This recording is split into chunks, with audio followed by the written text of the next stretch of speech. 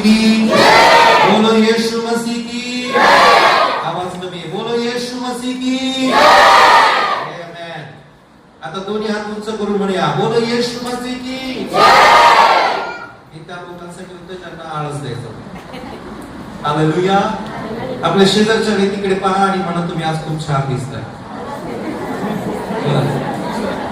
बोला बोला बोला तुम्ही आज खूप छान दिसताय. बोला ना पटकन. Hallelujah. Amen. Praise the Lord. इकडे बहिणीलाच पडलेलं असतं भावाचं. सगळ्यांनी तारीफ केली एकमेकांची पण माझी कोणी तारीफ नाही केली. बोलो यीशु मसीह की आमेन. हालेलुया. वचनाकडे लक्ष लावूया प्रियानो. आणि माझा विश्वास आहे की देवाचं वचन आम्हाला सांगतं नीती 16:20 मध्ये जो वचनाकडे लक्ष करून त्याचं काय होतं काय होतं काय होतं मध्ये मध्ये बोलत जा ज्यावेळेस मी संधी देत त्यावेळेस काय होतं. निश्चितच माझा विश्वास आहे की आजच्या वचनाच्या द्वारे परमेश्वर ते तुमचं कल्याण करणार. आमेन आमेन आमेन. पण लक्ष तो ऐकलं. हालेलुया. शेजारच्या व्यक्तीला एक पुस्तक बोला बरं जरा. पूर्ण वचन संपेपर्यंत माझ्याशी बोलू नकोस. बोला पूर्ण वचन संपेपर्यंत माझ्याशी बोलू नको म्हणा. बोला. जर बोलशील ना तर तुझ्याकडनं एका शब्दाचे 100 रुपये घेईल मी. हालेलुया. ओके. लक्ष करू का प्रणवी वचनाकडे लक्ष करू. आणि काय होतं आमच्या जीवनात ते सर्व बंधने तुटतात आणि आपण परमेश्वर ते वचनाच्या द्वारे आम्हाला ब्लेस करतो. हालेलुया. किती लोकांनी पवित्र शास्त्र आणले बरं. बायबल आणले मोबाईल बद्दल नाही विचारते मी. Hard copy. ओके. किती लोकांनी वरती उचलून दाखवा मला बायबल. ओके. किती लोकांकडे बायबल नाहीये हात वर करा. आशीर्वाद नका करू आशीर्वाद. ओके. यामुळे मी सगळ्यांना आवाहन करेन की प्रत्येकाकडे वैयक्तिक बायबल असलं पाहिजे. हालेलुया. हे बायबल मला फार सुंदर वाटलं. त्या पास्टरना मी लगेच बोललो की म्हटलं की असं मला मिळेल का तुम्ही लगेच ठेवा म्हणून त्यानंतर ठेवा. हालेलुया. माझे स्वतःचे जवळपास 20-22 बायबल आहेत आणि मी खरेदी करत आहोत. हालेलुया. तुम्हाला माहिती आहे का आणखी काही दिवसांनी बायबल आपल्याला प्रिंट मध्ये मिळणार नाही. जेवढं होईल तेवढे साठवून ठेवा. हालेलुया. आणि फक्त तप्पी नका वाचा ते. बोलो येशू मसीह की आमेन. पवित्र शास्त्र उघडूया. मार्क सुसमाचार याचा 14 अध्याय आणि 12 पासून तर 17 वचनापर्यंत कोणीतरी जोरात मोठ्या आवाजात वाचेल. पटकन आपण जाऊया. मार्काचं सुवर्तमान 14 अध्याय 12 ते 17. असं मसीह की आधी मध्ये हालेलुया प्रेज द लॉर्ड आमेन आमेन असं काहीतरी बोलत जा म्हणजे मला समजेल की जागे आहात. Hallelujah amen. वाचूया जर मिळालं असेल तर मार्काचं सुवर्तमान 14 अध्याय 12 ते 17 वचन. फास्ट मध्ये कोणीतरी वाचेल पटकन. बेकमीर भाकरीच्या सणाच्या पहिल्या दिवशी वल्हांडणाचा यज्ञ पशु मारत असत.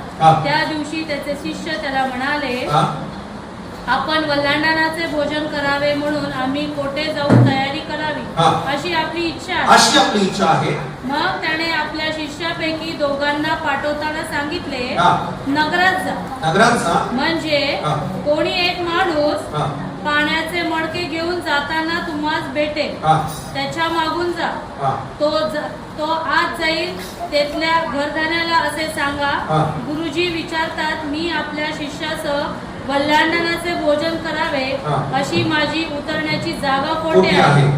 मग तो सजवून तयार केलेली एक माडीवरची मोठी खोली तुम्हाला दाखवी.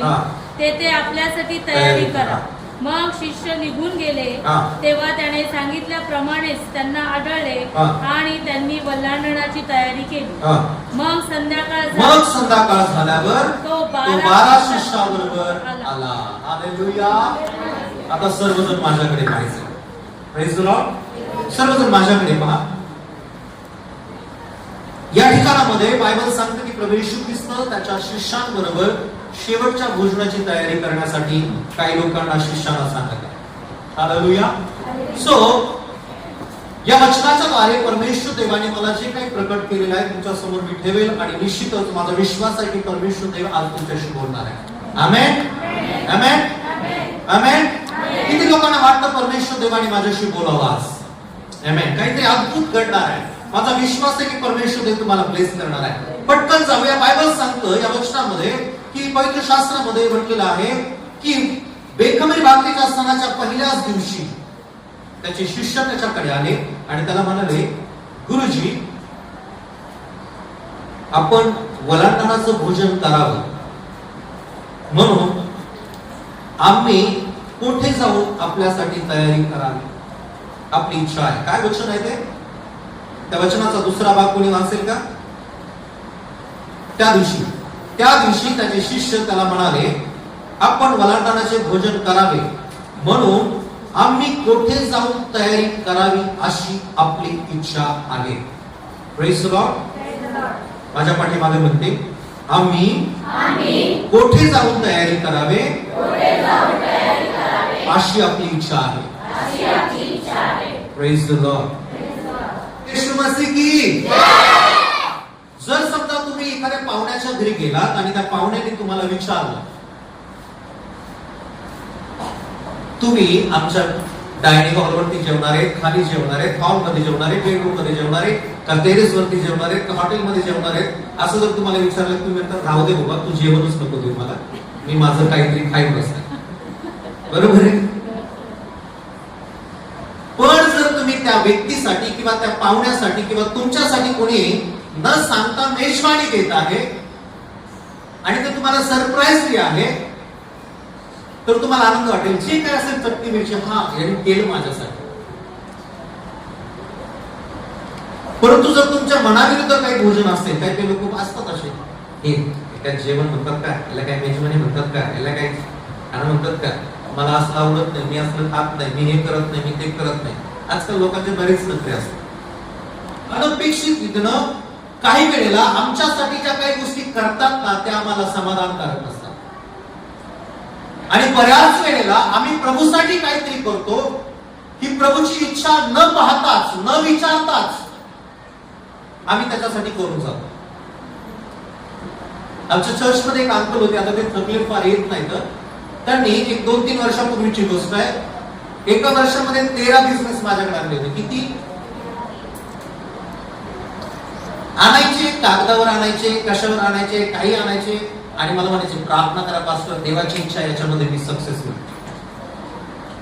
आणि परत दुसऱ्या महिन्यामध्ये दुसरा बिझनेस घेऊन असं 12 महिन्यात 13 बिझनेस आणते. मी म्हटलं, नेमकं अंकल, तुम्ही तुमच्या इच्छेला देवाचं नाव देताय की तुमच्या मर्जीला देवाचं नाव देताय? बरेच लोक असे आहेत की मला प्रभूसाठी काहीतरी करायचं आहे या आवेशाला ते देवाची इच्छा नाव देतात. तुम्ही ऐकत आहात का? ऐकत आहात का? येस या नो?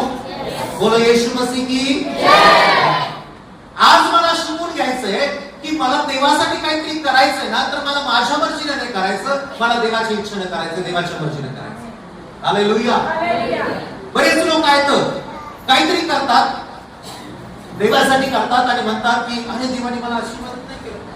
बायबलमध्ये अशी एक व्यक्ती होते, कपल होते, आनंद आणि सफीरा, माहित आहे? दुसऱ्यांनी केलं म्हणून त्यांना पण करायचं.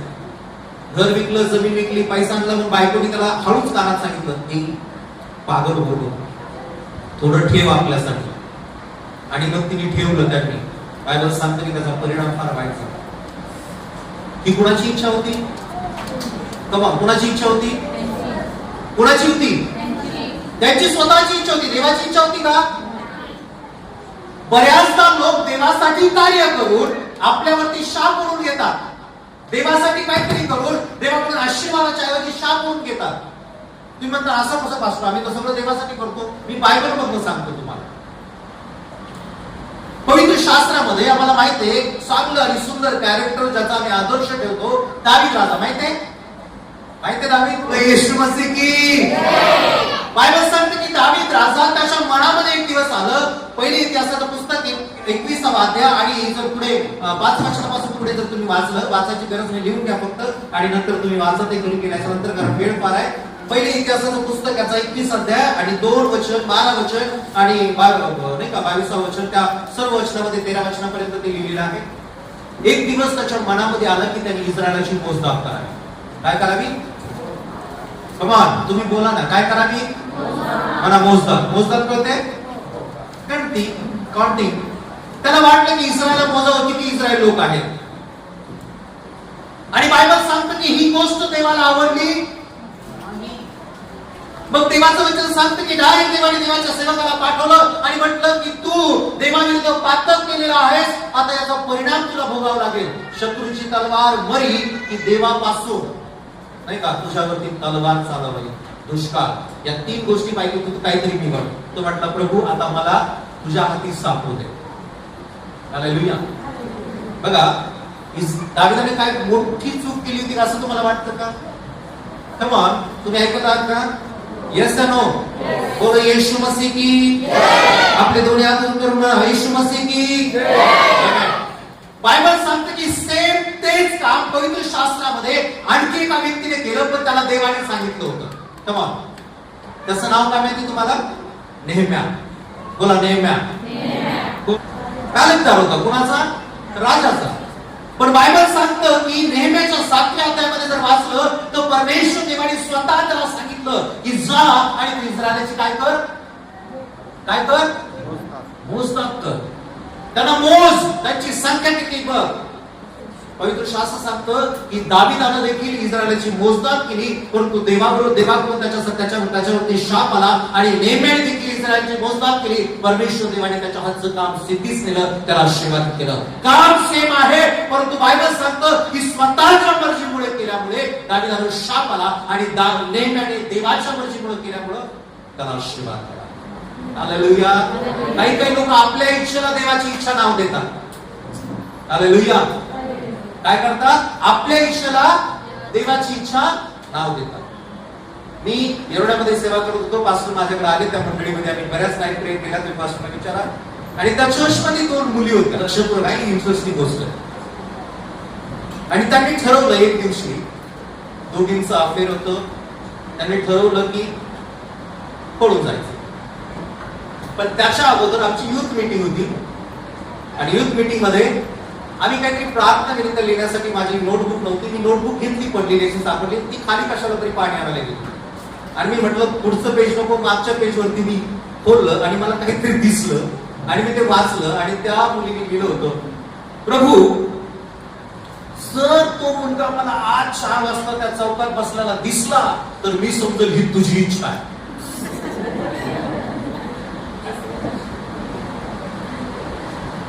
आता त्या मुलाला मी चांगलं ओळखत होतो. त्याला काही काम धंदा नव्हतं. तो रिकार्ड करत, तो दिवस रात्र चौकातच पडलेला राहायचा.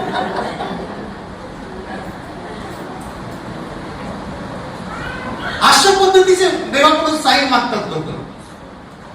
आपल्या इच्छेला देवाच्या इच्छेचं नाव देतात आणि म्हणून बायबल सांगतं की त्यांच्यावरती आशीर्वादाच्या ऐवजी शाप येतात. बायबल सांगतं की दानिएलने सेम केलं आणि नेहम्याने देखील सेम काम केलं, परंतु दाविदावरती शाप आले आणि बायबल सांगतं की नेहम्याच्या आजचं काम देवाने सिद्धीस केलं.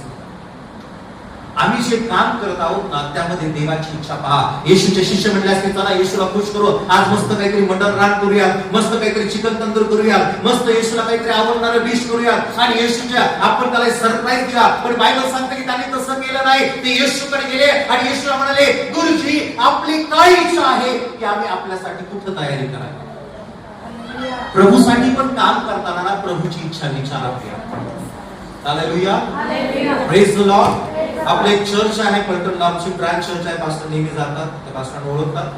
आता रिसेंटली मला असं वाटतं 6 महिने, प्रमोद आता 6 महिन्यापूर्वी ना 6 महिन्यापूर्वी त्या पास्टरांचा बर्थडे झाला आणि मी आणि माझा माझा मुलगा आहे स्पिरिच्युअल, आम्ही दोघं जण कुठे गेलो होतो आपण? महाबळेश्वरला. ओके, महाबळेश्वरला गेलो होतो आम्ही. येताना त्याचा कॉल आला, त्याच्या मिसेसचा कॉल आला, पास्टर त्यांचा बर्थडे असतो, मी येता का त्यांना सरप्राईज देऊ आपण. आणि मग आम्ही महाबळेश्वर तसं आणि मी तिथं पाहिलं त्यांनी साक्ष दिली. आमच्या चर्चमध्ये एक आयवडे ब्रदर आहेत, त्यांनी पास्टरांसाठी हेल्मेट आणलं आणि पास्टरांनी काही विचारच नाही केला की पास्टरांकडे ऑलरेडी 2 हेल्मेट होते आणि मग त्यांना कळालं की पास्टरांकडे 2 हेल्मेट आहे. पास्टर 3ऱ्या हेल्मेटचं काय करतील? मनात म्हटलं एक काम करा, अजून एक घेऊन द्या, 2 पोरी आणि बायकोन ते घाल 3-4 जण. आणि मग त्यांच्या म्हणत पास्टर हेल्मेटचं काय करतील? ऑलरेडी 2 हेल्मेट त्यांच्याकडे आहे. मग ते म्हटले एक काम करू, आपण हेल्मेट रिटर्न करून पास्टरला पाकिटात घालून पैसे देऊ. आणि त्याच दिवसांमध्ये पास्टर थोडे फायनान्शियली स्ट्रगल करत होते आणि मग ते हेल्मेट परत घ्यायला, आणि मग यांनी कुठेतरी जुगाड लावलं, तिसऱ्या माणसाला ते घेतलं. मला काय म्हणायचं प्रियानो, गरज काय आहे ते विचार. हालेलुया, बोलो येशू मसीह की जय. पास्टरांच्या घरामध्ये राशन नाही, तुम्ही पास्टरांना आयफोन गिफ्ट करताय, तर राहू द्या आयफोन. हालेलुया, आयफोन राहू द्या. पास्टरांना विचारा काय करायचं. हालेलुया.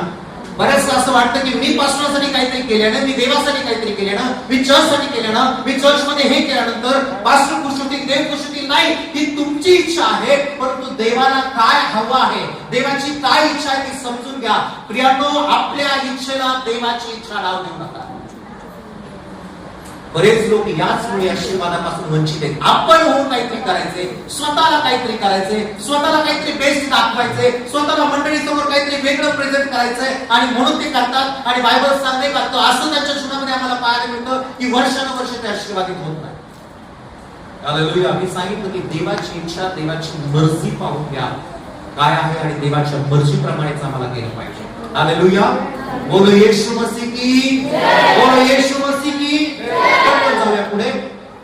बायबल सांगतं की आम्हाला देवाच्या इच्छेप्रमाणे, देवाच्या मर्जीप्रमाणे देवाला विचारूनच काम करायचं आहे. वचन 13, मग त्याने आपल्या शिष्यांपैकी दोघांना पाठविताना सांगितले, नगरात जा, म्हणजे कोणी एक माणूस पाण्याचे मटके घेऊन जाताना तुम्हाला भेटेल, त्याच्या मागून तुम्ही जा. सर्वजण माझ्या पाठीमागे वा. त्याच्या मागून तुम्ही जा. हा आवाज आहे तुमचा झोप आल्यासारखा. म्हणा, त्याच्या मागून जा. कोणी सांगितलं हे? कोणी सांगितलं? कोणी सांगितलं? कोणी सांगितलं? आत्ता पास्टरांनी सांगितले का हे? नाही. मी एकच सांगेल, आम्हाला त्याच व्यक्तीच्या मागे जायचंय ज्याच्या मागे आम्हाला येशू जायला सांगत आहे. हालेलुया म्हणाल का? आणखी एकदा म्हणाल का? जोरात म्हणाल का? बरेच लोक आहेत की जे स्वतः निवडतात मला कुणाच्या मागे जायचंय, जे स्वतः डिसाईड करतात मला कुणाच्या मागे जायचंय, जे स्वतः काय करतात मला कुठल्या चर्चला जायचंय. भले मग त्यांचा बाप्तिस्मा पुढे झालेला असतो, त्याला स्वार्थ पुढे सांगितलेला असतो, आणि ते कोणत्याही चर्चेने करत असतात. एकदा तरी एका बाईने नगर पुण्यामध्ये मला असं कारण सांगितलं, मला हसायला आलं. सायली नाव आहे त्या सिस्टरचं, आणि ते म्हटले, पास्टर मी आता तिकडे शिफ्ट झाले आणि मी तिकडे गेले राहायला, आणि मग मी तिथे जवळच एक चर्च आहे तिथे जाते. म्हटलं चांगली गोष्ट आहे, गावा चर्चला कुठं तरी. मग त्यांना विचारलं चर्चचं नाव काय, हे काय. मी म्हटलं तर चर्च म्हटलं ते त्याचं शिक्षण व्यवस्थित नाहीये, कारण तिथं काय प्रभोजन देत नाही. बायबल सांगते, येशू म्हणाला की मी येईपर्यंत माझ्या स्मरणार्थ करा. जेव्हा जेव्हा तुम्ही सहभागी होता तेव्हा तुम्ही ऑर्डर मोडा, तेव्हा तेव्हा माझ्या स्मरणार्थ करा. आणि तिथं प्रपोजन सगळं मान्य तुमचं, पण आमचे सगळे नातेवाईक तिकडे जातात. लहान बाई मला दोन म्हणत, फक्त नातेवाईक जातात म्हणून तुला नरकात जायचंय? देवाला विचारा मला कुणा मागे जायचंय. हालेलुया. बायबल काय सांगतं की येशू म्हणाला की तुम्ही नगरात जा, आणि एक व्यक्ती तुम्हाला पाण्याचे भरलेले मडके घेऊन जाताना दिसेल. म्हणा, पाण्याचे भरलेले मडके. जोरात बोला, पाण्याचे भरलेले मडके. एक गोष्ट लक्षात घ्या, बायबल सांगते की तो घराच्या दिशेने चालला होता. म्हणा, घराच्या दिशेने चालला होता. पाण्याने भरलेलं मटकं होतं. बोला, पाण्याने भरलेलं मटकं होतं. हालेलुया. आजकालच्या जगामध्ये खूप लोक आहेत असे ज्यांच्याकडे मटके आहेत, पण ते पाण्याने भरलेले नाहीये. हालेलुया. आणि तुम्हाला माहितीये का, आपल्या भारतीय संगीतामध्ये मटका जो आहे ना, तो वाजवण्यासाठी पण वापरतो. काय म्हणतात त्याला? खमाज का काहीतरी म्हणतात, मला एवढं डिटेल माहित नाही. पाहिले तुम्ही मटके वाजवतात मातीचे? पाहिले का? Yes no? किती जणांना वाजवतोय तू? अरे काय अवघड आहे त्याच्यात, घ्यायचा मटका वाजवायचं. हालेलुया. येतोय माहितीये? पण तुम्हाला हे माहितीये का, ते वाजवण्यामध्ये पण परीक्षा आहेत, पदवी आहेत, आणि त्याच्यामध्ये पंडित पर्यंत परीक्षा आहे. माहितीये का त्याच्यात? माहितीये का? हा म्हणा, नाही तर नाही म्हणा. माहितीये? पंडित पदवी त्याच्यामध्ये. तुम्ही आता गेल्याच्या नंतर जरी युट्यूबला केला सर्च करा, मटक वाजवण्यामध्ये काय पदवी आहे? पंडित पदवी आहे, डॉक्टरेट पदवी आहे. आणि तसंच आजकालच्या युगामध्ये काही देवाच्या लोकांनी मोकळं मडकं वाजवायच्या पदव्या घेतलेल्या आहेत. हालेलुया. असले सुंदर वाजवतात ना, असले सुंदर वाजवतात, तुम्हाला अट्रॅक्ट करतात. हालेलुया. येशू म्हटला मोकळ्या मटक्याच्या मागे नाही जायचं, भरलेल्या मटक्याच्या मागे. हालेलुया. आणि येशू सांगेल त्याच व्यक्तीच्या मागे मला जायचं. हालेलुया. बोलो येशू मसीह की. खूप लोक आहेत तुम्हाला गुडगुडी वाजवणारे, तुम्हाला अट्रॅक्ट करणारे, मडके वाजवणारे, अनेक प्रकारचे वेगवेगळ्या. आज मी पाहताय सिस्टर, देव तुमच्या जीवनामध्ये काम करते. अरे देवाने काम केलंय ऑलरेडी. हालेलुया. पुत्र दिलाय. आमच्याकडे तेल पाण्यावाले बाबा आहेत आमच्या आजूबाजूला. असा हात करून रुमाल आहे, रुमालाची किंमत 4000 रुपये. आणि लोक तिकडेच पळतात. हालेलुया. आणि भविष्यवाणी काय करतात माहिती का? सिस्टर मी पाहतोय, खरंच त्यांनी सांगितलं मला येऊन, सिस्टर मी पाहतोय की तुमचे कपडे अमेरिकेला धुवायला जाते. म्हणलं का इंडियातले धोबी मिळेल का बाबा?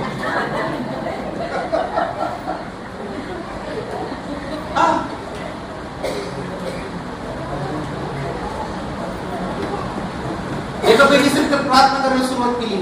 देव मला दाखवते या दिवसामध्ये देव तुम्हाला लेकराचा आशीर्वाद देते. ती पटकन बाई बाजूला झाली. पास्टर 2 वर्ष झालीत माझा नाव बघून. हे कोणतं प्रगतीकरण आहे? एक वचन वाचा माझ्याबरोबर, इब्रिकाचं पत्र याचा 13 अध्याय आणि 9 वचन. पटकन इब्री 13:9 पटकन फास्ट मध्ये. इब्रिकाचं पत्र 13 अध्याय 9 वचन. इब्री 13:9. विविध आणि विचित्र शिक्षणाने. लक्ष प्रकार विविध आणि विचित्र शिक्षणाने भोकून जाऊ नका. हे चांगले लोकांचं जिकडं जास्ती नाही का तुम्हाला सगळ्या गाजा वाजा दिसणार आहे, जिकडं तुम्हाला मोठे मोठे नाही का वर्शिप टीम दिसणार आहे. मला सांगू द्या, एका टीम एक मी पाहिलं, आमचे बंधू वर्शिप टीम आली आणि त्या वर्शिप टीम मध्ये काय पूर्व होते, त्याचे केस एवढे वाढलेले, उलटी टोपी घातली नाही, उलटी टोपी घातली आणि त्याची जीन्स आहे ना कम्प्लीटली अर्धी खाली होती, अर्धी. आणि तिथं म्हटलं तू सांभाळ, तू गिटार सोडत पॅन्ट सांभाळते. स्त्री बायबल सांगते की पुरुषांनी चर्चमध्ये प्रार्थनेमध्ये माथा झाकायचा. त्याला वेदीवर उभा राहतोय आणि त्याला जर ते कळालं नाही तर त्याचं तो काय वर्शिप करणार? बऱ्याच लोकांना असं वाटतं की ऍटमॉस्फिअर क्रिएट झालं ना, ऍटमॉस्फिअर, लक्ष पुरवा ऐका, तुम्ही ऐकत आहात का? ऍटमॉस्फिअर क्रिएट झालं त्यांना असं वाटतं प्रेझेन्स आहे. बट आय टेल यू, मी तुम्हाला खरं खरं सांगतो, ऍटमॉस्फिअर आणि प्रेझेन्स या 2 वेगवेगळ्या गोष्टी आहेत. वातावरण निर्मिती आणि उपस्थिती या 2 गोष्टी वेगळ्या आहेत. मला सांगू द्या, चांगलं संगीत वाजलं, चांगलं म्युझिक वाजलं तर वातावरण निर्मिती होती, परंतु त्या ठिकाणामध्ये प्रेझेन्स नसतं प्रियानो. आणि असे अनेक लोक आहेत जे रिकामं मडकं वाजवून तुम्हाला वातावरण निर्मिती मात्र करतील ते, परंतु त्या ठिकाणामध्ये उपस्थिती नसणार. हालेलुया. बोलो येशू मसीह की जय. बोलो येशू मसीह की जय. मला आज तुमची वर्शिप नाही आवडली, विशेष म्हणजे तुमच्या कीबोर्डिस्ट कीबोर्ड वाजवणार आहे. काय देवापानी क्रस करणार. हालेलुया. बोलो येशू मसीह की जय. अनेक लोक येतील जीवनामध्ये तुम्हाला वेगवेगळ्या प्रकारचे भविष्यवाणी करतील, प्रगतीकरण होतील, अनेक हे होईल, परंतु एक गोष्ट लक्षात घ्या, शेवटच्या काळामध्ये आम्हाला विविध आणि विचित्र प्रकारच्या शिक्षणापासून दूर राहायचं. येशू म्हटला असता, जा जो दिसेल त्याला पकडा आणि मग त्याला विचारा कुठं खोली आहे. येशूने बरोबर सांगितलं की जा, एक मडका घेऊन नाही का पाण्याने भरलेली घागर घेऊन जाताना तुम्हाला दिसेल आणि त्याच्या मागून जा. प्रियानो, या शेवटच्या काळामध्ये मी एकच तुम्हाला सांगेन की प्रभू सांगेल त्याच व्यक्तीच्या मागे आम्हाला जायचं. हालेलुया. मला माझ्या बुद्धीने नाही जायचं, मला चांगलं वाटतं म्हणून नाही जायचं, पास्टर माझे हाजी करतात म्हणून मला जायचं नाहीये, किंवा कोणीतरी मला दुसरीकडे बोलवलं, तिकडे मला सत्कार केला, पुढे जागा दिली म्हणून मला तिथं जायचं नाही. भले आमचे पास्टर मला मागे बसवत असतील, आमचे पास्टर कदाचित मला वेळ देत नसतील, परंतु देवाने जर मला सांगितलं या मंडळीत मला राहायचं आहे, तर मला विश्वास योग्य तिथेच राहायचं. मला ज्याच्या मागे देवाने चालायला सांगितलंय त्याच व्यक्तीच्या मागे मला चालायचं आहे. हालेलुया. बोलो येशू मसीह की जय. काय सांगतं ते वचन? विचित्र आणि विविध पद्धतीचं शिक्षणापासून. कसं आहे? मला विचित्र आणि विविध. आता विविध म्हणजे वेगवेगळे प्रकार आणि विचित्र म्हणजे काय मी तुम्हाला सांगतो. काही वर्षापूर्वी माझ्या चर्चमध्ये एक म्हातारी बाई आली, गावाकडची सेवा करायची अशी स्वार्थिकाची. पुढे बोलवलं काही लोकांना, ती म्हणायची पासून मी पण प्रार्थना करते. म्हणले चांगल्या गोष्टी याची करा प्रार्थना. आणि त्यांनी प्रार्थना सुरू केली आणि प्रार्थना सुरू केल्या डोक्यावर हात ठेवला असं करायचं.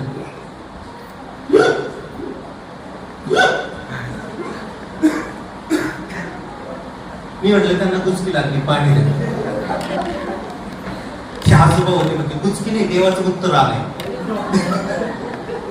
काय आलंय? काय आलंय? आतापर्यंत तुम्ही ऐकलं होतं का? याला म्हणतात विचित्र विविध पद्धत. मला पासवाने जी गोष्ट सांगितली ती पासवा एकदा कलकत्त्याला पुढे गेली होती आणि तिकडून येतात पहाटे 4-5 वाजता कोणतरी एक व्यक्ती उठला. सगळे लोक झोपलेले, लाईट बंद आणि याच्यात आत्मासाच्या तुम्ही विचार करा त्या ट्रेन मधल्या डब्यात लोकांची अवस्था काय झाली. कोणता प्रकार आहे हा? एका घरामध्ये मी गेलो, तिथे मला सांगितलं मी पास्टर आमच्याकडे प्रार्थनेला आले होते आणि त्यांनी सिंगल रूम, गरीब लोक बिचारे, पास्टर नाही आम्ही खाली झोपतो तुम्ही वर झोपा. तो बाबा बेडवरून खाली उतरला, गुडघे टेकले आणि गुडघे टेकल्याच्या नंतर मग हळूहळू त्याचे हात आहेत ना इकडे तिकडे पसरायला लागले आणि ती बहीणच बाजूला झोपली, नेमकं तिचाच पायदारी पकडला. तिला म्हणतो माझ्यावरती अभिषेक आला, देवाने मला प्रेरणा दिली तुझ्यासाठी प्रार्थना करा. पाय धरून काय प्रार्थना? काही काही लोकांचं वेगळंच नाही का आहे, जिथंच दुखत तिथंच हात ठेवून प्रार्थना करायची. डोक्यावर ठीक आहे, भाऊ असेल तर भावानी, तर बहीण असेल तर ठीक आहे, पोटावर पण ठीक आहे. जर समजा त्याचं मुळ्याचं सुटलं तुम्ही कुठे हात ठेवता?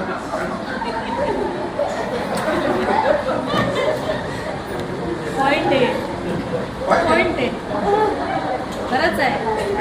बायबल मध्ये मला सांगा डोक्याच्या व्यतिरिक्त दुसरीकडे हात ठेवायला सांगितलंय का? बरं अजून पुढे जाऊ काय की आता विचित्र आणि विविध मी तुम्हाला सांगतो. ले हँड आली प्रार्थना माहिती, हात ठेवून प्रार्थना करायची 25,000. किती? आज मला 10च द्या, मी हात पण ठेवतो पाय पण ठेवतो. चला तुमच्यासाठी अजून डिस्काउंट 5च द्या, दोन्ही पाय ठेवतो.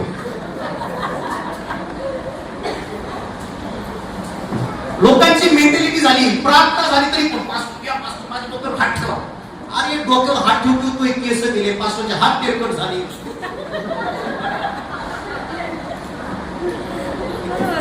मी आता येताना वचन ऐकतो माझ्या कारमध्ये, मी वचनच ऐकतो, शक्यतो गाणी नाही ऐकत. एका बहिणीनं एका सेवकाचं पुस्तक वाचलं फक्त, डॉक्टर पी.जी. वर्गीसांचं चमत्कार की कुंजी, आणि त्यामध्ये त्यांनी केलेली प्रार्थना, त्यांनी सांगितलेली प्रार्थना तशी प्रार्थना तिने केली आणि तिने सांगितलं की माझा मुलगा मुलगी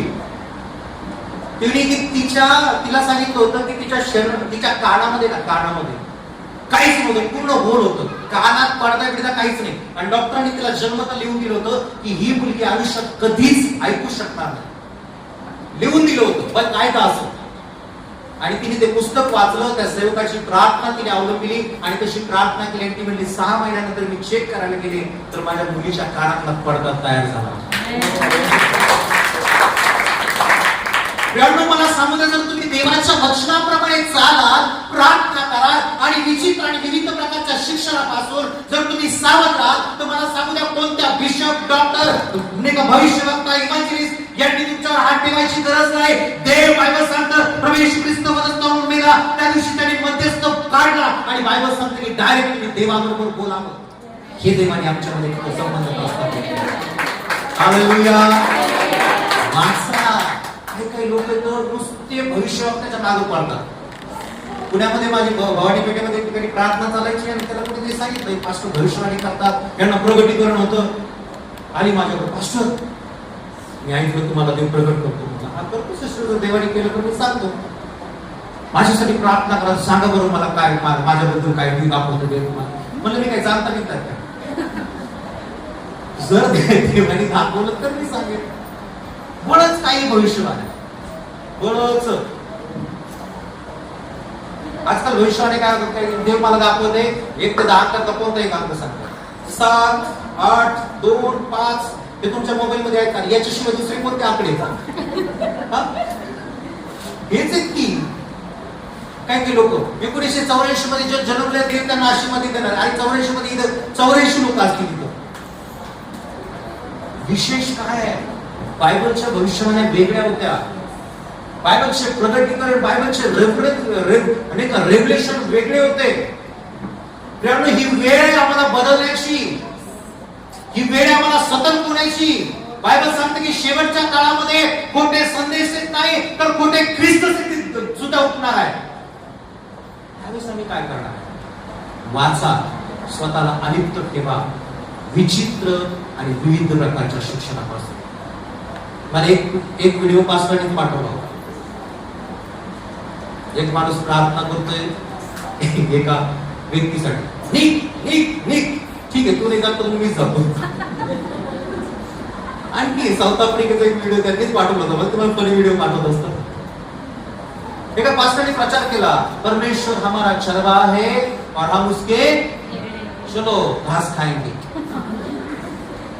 युट्यूबला व्हिडिओ तुम्ही पहा आणि तुम्हाला माहिती का त्या जनावरांनी खरंच गेलं खाल्लं की राव. व्हिडिओ आहे व्हिडिओ. चर्च मधल्या लोकांनी गेले गार्डन मध्ये खाल्ले, जनावरांचा तो गुडघ्यावर चालून गवत खायला लागले. आणि यांच्यापेक्षा गाढव बरे की ज्यांना कळतं तरी बरं आहे. हालेलुया. विचित्र आणि विविध प्रकारचं शिक्षण. अनेक लोक की ज्यांच्याकडे रिकामे गाडगे आहेत, ते फार उत्तम रीतीने वाजवतील, चांगलं ते परफॉर्मन्स करतील, चांगलं प्रदर्शन ते करतील, तुम्हाला अट्रॅक्ट करण्याचे काम करतील. परंतु एक गोष्ट लक्षात घ्या, वास्तव तेच जे आतमध्ये रिकाम आहे, जे भरलेले आहे, ते कधीच वाजत नाही. हालेलुया. आणि बायबल सांगते की आम्हाला भरलेल्या मडक्याच्या मागे जायचं. पाण्यानं भरलेलं मडकं हे देवाच्या वचनाला दर्शवितं. म्हणून देवाचं वचन विस्ताराच्या पुस्तकामध्ये सांगतं की मी माझ्या मंडळीला वचन रूपी जलस्नानाने शुद्ध करा. Hallelujah, hallelujah, hallelujah. बोलो येशू मसीह की. बायबल सांगते की आमचं जीवन, आमचं शरीर हे मातीचं भांडं आहे. पवित्र शास्त्र सांगते की जर तुम्हाला शैतानावरती विजय मिळवायचा आहे, गिदोनाने सांगितलं त्यांच्या हातात मडके दिले आणि बायबल सांगते की त्या मडक्यांमध्ये काय केलं त्यांनी, एक मशाल ठेवली. आम्हाला दशाप्रती जायचं नाहीये, वेळ थोडासा आहे, माझा वेळ ऑलमोस्ट संपलेला आहे. 5 मिनिटात पुस्तक बोल. Praise the Lord. बोलो येशू मसीह की, बोलो येशू मसीह की. आणि बायबल सांगतं की मग तो आज काय त्या घरधनाला असे सांगा की गुरुजी विचारतात आपल्या शिष्यांसह वलांडणाचे भोजन करावे अशी माझी उतरावायची जागा कुठे आहे. Praise the Lord. माझ्या पाठीमागे म्हणा, गुरुजी विचारतात माझी उतरावायची जागा कुठे आहे. गुरुजी विचारतात माझी उतरावायची जागा कुठे आहे. मला एक गोष्ट सांगा, या घरधनाला ती ठाऊक होतं का येशू ख्रिस्त त्याच्या घरी येणार आहे म्हणून? येस और नो? कम ऑन, येस और नो? माहित होतं का त्याला? पूर्वकल्पना दिली होती का? मे बी कदाचित हा येशू ख्रिस्ताचा एक अनुयायीचा असू शकतो. पण बायबल सांगते की त्याने विश्वासाने एक रूम तयार केली जी प्रभूसाठी आणि त्याच्या शिष्यासाठी असेल. मला एक गोष्ट सांगू द्या प्रियानो, आपण शेवटच्या काळामध्ये आहोत आणि येशूचं येणं देखील अचानक होणार आहे. जर त्याला तुमच्या जीवनामध्ये आणि माझ्या जीवनामध्ये जर योग्य असं स्थान मिळालं नाही तर मला सांगू द्या प्रियानो, तो कधीच आमच्या बरोबर आमच्या घरात येणार नाही, आमच्या जीवनात येणार नाही आणि तो आमच्या बरोबर येणार नाही, बसणार नाही आणि जेवणार नाही. आणि जेवणाची जी किंवा मेजवानीची जी आहे ना, तो आमच्या स्वर्गीय जीवनाला दर्शवेल. हालेलुया. कारण बायबल मध्ये प्रगटीकरणात म्हटलेलं आहे, उल्हास करा, आनंद करा, कारण कोकऱ्याचं लग्न येईल, त्यावेळेस त्याच्या मंडळीला घेऊन जाईल. आणि बायबल सांगतं की मोठी मेजवानी असेल. नंतर बायबल सांगतं की मेजवानीचा दृष्टांत देखील प्रभू येशू ख्रिस्ताने सांगितला होता. येस या नो? येस या नो? येस या नो? प्रगटीकरणाच्या पुस्तकामध्ये 3:20 मध्ये सांगितलेलं आहे की पहा मी दाराशी उभा आहे, दार ठोकत आहे, आहे, जो माझी वाणी ऐकेल आणि जो माझ्यासाठी दार उघडेल त्याच्याबरोबर मी आज जाईल, तो माझ्याबरोबर जेवेल आणि मी त्याच्याबरोबर जेवेल. हालेलुया. बोलो येशू मसीह की. आज येशू तुम्हाला विचारत आहे, माझी उतरायची जागा कुठे आहे? आमच्या अंतःकरणामध्ये ना लोक त्या गोष्टी भरलेल्या आहेत. त्या आपल्या हार्टला किती किती पार्ट आहेत माहिती तुम्हाला? आपल्या हृदयाला किती पार्ट आहेत? हा, तुम्ही मेडिकल लाईनचं तुम्हाला माहिती 4 पार्ट असतात. ओके. आणि त्या 4 पार्टला नाव काय दिलेले माहिती असतात तुम्ही? आणि मला असं वाटतं ते योग्य नाव आहे. चेंबर. काय दिलेलं आहे? बायबल सांगतं की हृदय हे सर्वात कपटी आहे आणि ते असाध्य रोगांनी त्रस्त आहे. पण नवीन करारामध्ये बायबल सांगतं की तेच हृदय, बायबल सांगतं की तुम्ही नाही, सॉरी मला हिंदीचा थोडासा हे होतोय, मी हिंदीत भाषा करतो. तुम्हाला ठाऊक नाही काय तुमचं हृदय, तुमचं मन, अंतःकरण हे देवाच्या आत्म्याचं मंदिर आहे. जो कोणी त्याचा नाश करील परमेश्वर देव म्हणतो मी त्याचा नाश करतो. हालेलुया. बोलो येशू मसीह की. बोलो येशू मसीह की. येशू आज तुमच्या जीवनामध्ये नव्याने यायला तयार आहे. हालेलुया. फिलिप्पियरांचं पत्र याचा पहिला अध्याय 22 वचन वाचायची गरज नाही. बायबल सांगतं की त्यातली त्यात माझी राहण्याची व्यवस्था कर, कारण तुझ्या प्रार्थनेच्या द्वारे माझं तुझ्याकडे येणं होईल. ज्या घरात येशू आहे ना त्या घरामध्ये सर्व काही आहे. हालेलुया. 2 मिनिटात एक उदाहरण सांगतो आणि संपवतो. एक राजा असतो आणि तो एक अमुक तारखेला 22 मार्चला एक फरमान करतो. 22 मार्चला मी माझ्या प्रजेतल्या लोकांना जे मागेल ते मी देणार. तुम्ही ऐकत आहात का? चला ऐकत नाही वाटतं आपण बंद करूया. ऐकताय ना? तुम्ही त्याचा रिस्पॉन्स मला मिळत नाहीये. तुम्ही म्हणा पास्टर सांगा ना. अजून एकदा म्हणा. बरं वाटतंय जरा. हालेलुया. ओके. तो राजा असतो आणि तो म्हणतो की मी माझ्या प्रजेला सर्व काही देणार आहे, जे मागतील ते. आणि 22 तारखेला मोठ्या पहाटेच लाईन लागते. आज मी पण लाईनला लागलो होतो सिलेंडरसाठी. ओके. आणि भेटल्यावर लय समाधान वाटलं. म्हणजे आमच्या चर्चा पास्टरला पार्टी बायला पण मला म्हटलं आणि मला पण म्हटलं तुम्ही जा म्हणे, तुम्हाला जायचंय, मी घरी आणून टाकतो. आणि मग त्यांनी घरी आणून टाकतो. ओके. राजाने सांगितलं की मी सर्व काही देणार आहे. आणि मग पहाटेपासून लाईन लागली आणि सगळे लोक जे ते काय काय मागत होते. आता ज्याच्याकडे कपडे नाही तर आलेले ते कपडे मागतात. मी एक गोष्ट कपड्यावर बोलतो, मी चर्च मध्ये बोलत असतो. आपण देवाची लेकर, मला देवाची, आमचा देव राजा आहे, मला राजा आहे. आम्ही देवाची, आम्ही राजाची लेकरे, आम्ही राजाची लेकरे. पण आमच्या तोंडावर काय मारा वाजलेले असते, आमचे कपडे काय फाटलेले असते, आमच्या कपड्याला काय मिस्त्री नसते. अशी अवस्था आहे का? इकडची नाही, काही लोकांची असते. तुम्ही चांगले मला टवटवीत आणि छान दिसतात. नाही. एक गोष्ट लक्षात घ्या प्रिय देवाचे लोक या नात्यानं माझं वाक्य आज लिहून घ्या आणि पाठ करा. देवाचे लेकर राजपुत्र या नात्यानं ताटात आणि थाटात कधीच कमी नाही पडलं. हालेलुया. बोलो येशू मसीह की.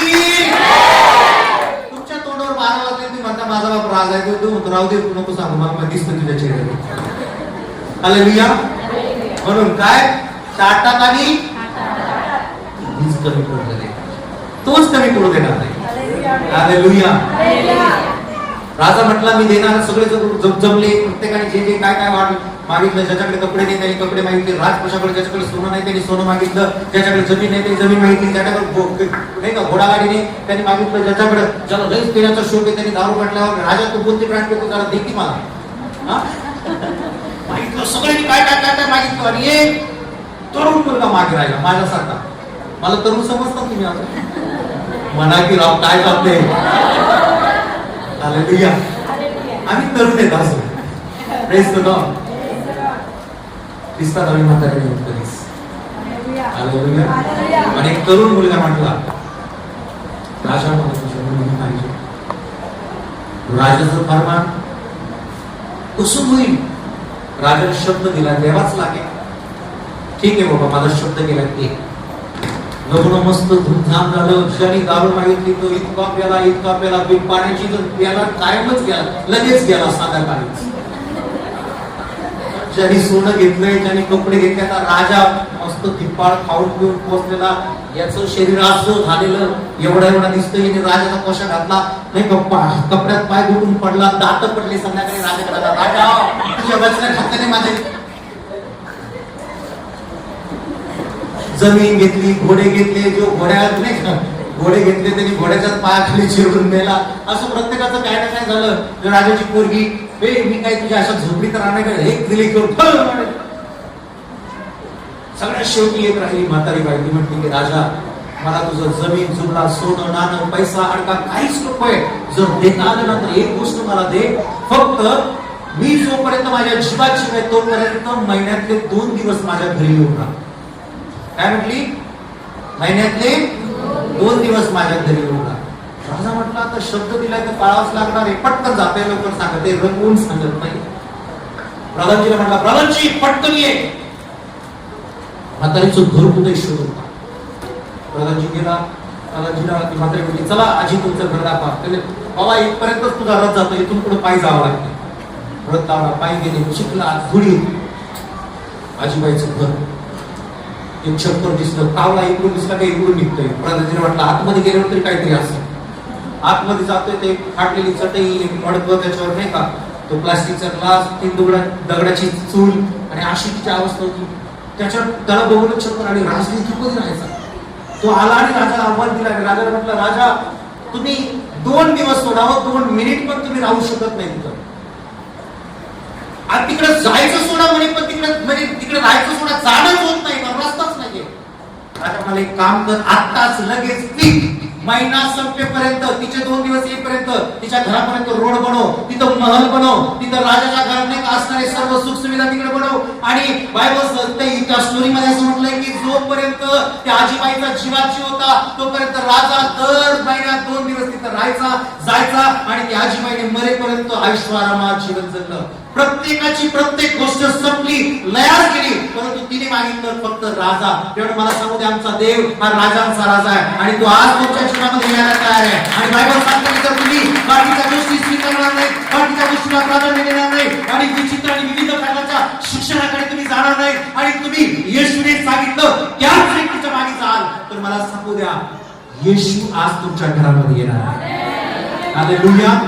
आणि तुमचं जीवन तो बदलून टाकणार आहे. या आपल्या जागेवरती उभा राहा. 2 मिनिटाची प्रार्थना मी सर्वांसाठी करेन. हालेलुया.